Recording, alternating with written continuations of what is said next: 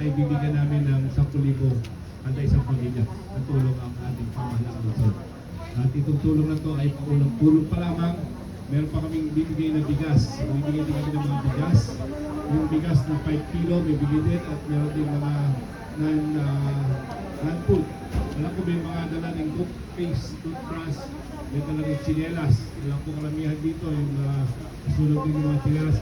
Yung clothes siguro, dati clothes din tayo.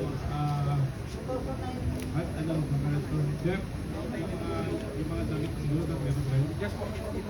May padala rin natin dito para magamit nila. Kaya hindi po namin nadala. Meron pa natin hindi ngayong gabi. So, dito sa school na to wala akong ilaw ngayon, no? At nakipag-coordinate kami sa kabilang eskwelahan.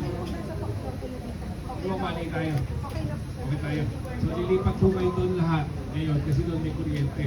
Dito walang kuryente. Mga magtagal-tagal pa yung kuryente dahil sa sunog. Ako tinumay ng truck, yung mga truck na meron tayong isang rescue vehicle na hahakot ngayon. At saka dito yung Barangay Patrol ni Kapitan. At sige po kalbong, dito ang Barangay Patrol, pagtuloy natin at saka yung hawak natin. So, ito yung pagkain. Ito yung pagkain. Bakit ba yung pagkain? Ating pagkakto, lahat ng 26 family total naka-lista natin F, kasama natin ang housing.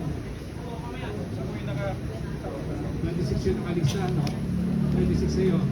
Si F po yung sa housing natin. At naghahanap din kami kung saan pwede may malipatan.